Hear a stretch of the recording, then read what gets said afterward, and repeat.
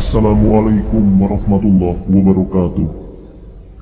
Dalam kitab-kitab kumpulan hadis dan athar, ada peristiwa yang disebut haddah, yakni suara yang sangat keras yang penyebutannya terkait dengan tema tentang Al-Mahdi dan tanda-tandanya. Secara singkat, peristiwa haddah akan terjadi beberapa kali, yakni di masa sebelum Al-Mahdi dan di era akhir Al-Mahdi. Ini mempunyai riwayat yang cukup kuat, salah satunya yang berderajat hasan atau baik, dikeluarkan dalam kitab Mustadrak Al-Hakim. Ini adalah kitab kumpulan hadis yang mengeluarkan hadis dengan standar rawi-rawi Bukhari dan Muslim, tetapi keduanya tidak mengeluarkan di kitabnya. Takunu haddatun di syahri Ramadana tuqidun na'ima wa tufzi'ul yaqdan, thumma tadharu isabbatun fi sawal, thumma ma'na'atun lidil hijjah, ثم تنتهق المحرم في المحرم، ثم يكون موت في السفر، ثم تتنزل القبائل في الربيع، ثم عجاب كل عجاب بين جمادى والرجب، ثم نقاط مقتبة خير من دسكرات تقل. Akan ada haddah, suara keras menggelegar di bulan Ramadan yang akan bangunkan orang tidur dan mengejutkan orang yang terjaga. Kemudian akan nampak kelompok-kelompok di Syawal. Kemudian akan terjadi peperangan di Dzulhijjah. Kemudian yang diharamkan akan dilanggar di bulan yang diharamkan, yakni Muharram. Kemudian akan terjadi kematian di Safar.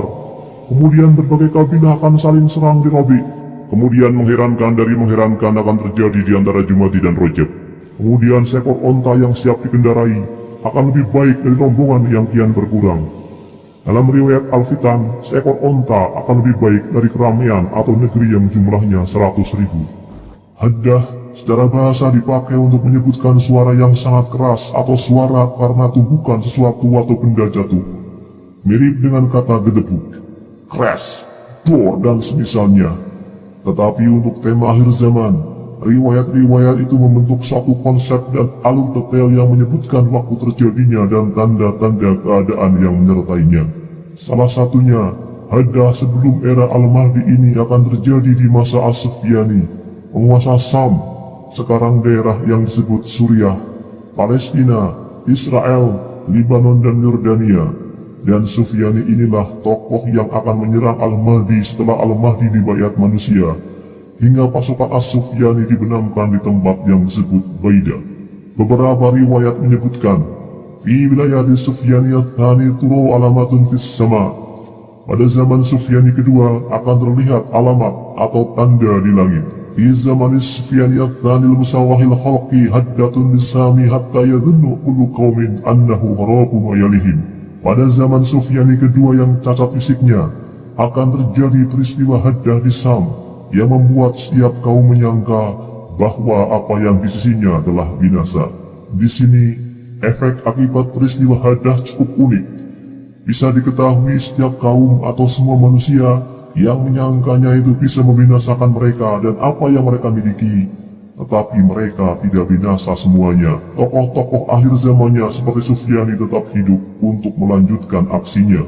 Beberapa ulama terdahulu, yakni generasi ulama salaf, berupaya membahas berbagai kemungkinan kenapa Sufyani tetap hidup padahal ada haddah di wilayahnya. Salah satu dalil logis yang dipakai adalah haddah itu kerusakannya tak akan begitu besar atau mendunia, tetapi menimbulkan kerusakan yang lebih kecil karena ada yang menahannya.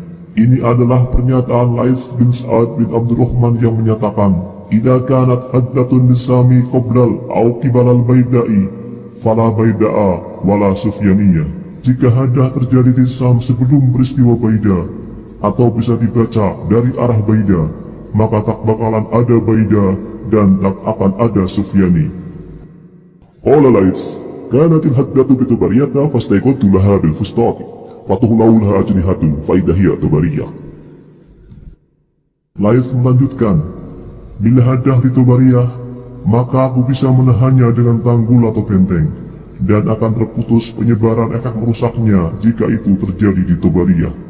Di sini Laits memberikan solusi bahwa kemungkinan haddah akan terjadi di wilayah perairan seperti Danau Tubariyah, dan karena adanya tanggul atau bendungan, efek tsunami-nya bisa dibendung sehingga tak menimbulkan kerusakan yang meluas hingga Sufyani tetap hidup.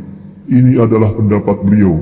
Yang bisa kita tarik kesimpulan dari sini adalah haddah bagaimanapun caranya tak akan menimbulkan kerusakan total ke berbagai negeri apalagi ke seluruh dunia.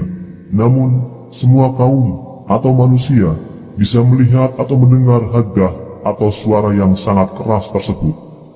Untuk zaman sekarang, keunikan haddah ini lebih mudah diterangkan, karena kesemuanya justru diakibatkan oleh kemajuan teknologi sendiri.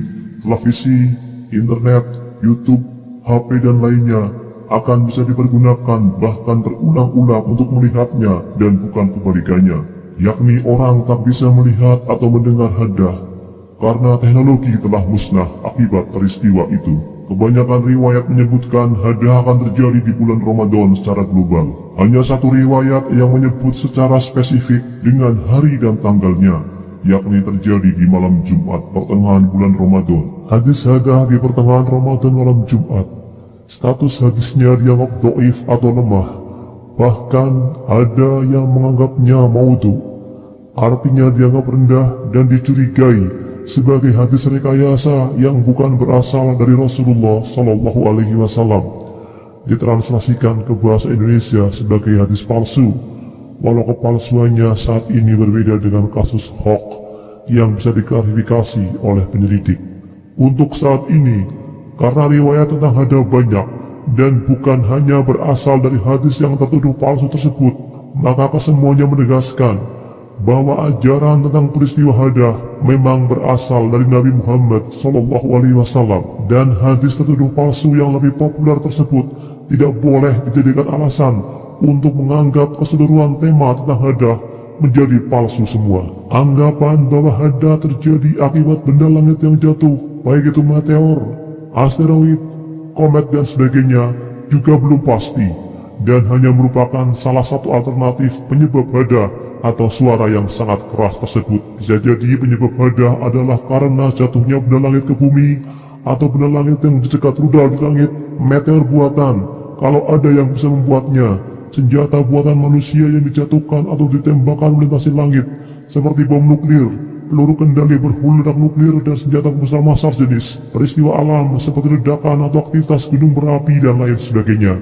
termasuk suara-suara keras yang cocok dengan deskripsi haddah yang belum diketahui penyebabnya atau belum bisa kita bayangkan sekarang. Inti pembuktian peristiwa haddah justru lebih tertuju pada kejadian yang mengiringinya, seperti setelah terjadinya peristiwa haddah, ini akan disusul oleh kejadian peperangan antar kabilah di bulan-bulan selanjutnya, termasuk pertempuran di tepian Efrat dalam beberapa riwayat, merajalelanya Sufyani, hingga kemunculan Al-Mahdi. Tanpa adanya peristiwa-peristiwa yang menyusul tersebut, maka suara keras yang terjadi bukanlah haddah yang dimaksudkan dalam nubuah Rasulullah tersebut.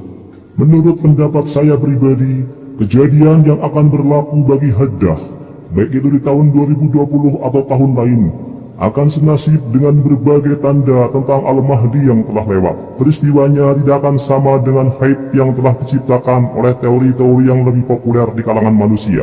Tidak ada dukhon atau kabut asap, tidak akan ada teknologi musnah akibat peristiwa itu. Haddah datang, tetapi dalam skala kerusakan yang barangkali lebih kecil dari yang diimajinasikan generasi sekarang, tetapi sebenarnya mencocoki pendapat generasi terdahulu seperti Lights di abad kedua Hijriah. Andai haddah terjadi di bulan Ramadan kapanpun, dan levelnya tak jauh dari ini, bahkan penyebabnya mungkin bisa meteor, tetapi mungkin dari sebab senjata modern atau lainnya, sebagian besar manusia masih akan tetap menyangka mereka masih belum berada di era yang dekat dengan kehadiran Al-Mahdi, karena teori hype yang populer dan dikenal mereka dianggap tidak terjadi. Apalagi nubuat tentang dukhon yang dahsyatnya skala kerusakannya menjadi hype peristiwa haddah sebenarnya baru akan terjadi di akhir era Al-Mahdi atau sesudah masa beliau dan bukan sebelumnya. Yang sebelumnya adalah peristiwa haddah menjelang kemunculan Al-Mahdi dan belum merupakan peristiwa dukhon.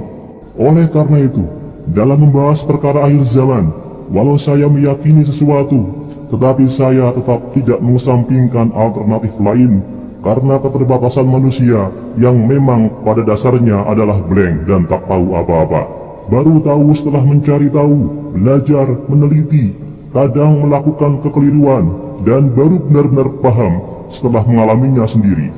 realita bahwa peristiwa haddah akan seperti apa dan kapan terjadinya, pada akhirnya akan dibuktikan oleh perjalanan waktu sendiri. Wallahu a'lam bishawab.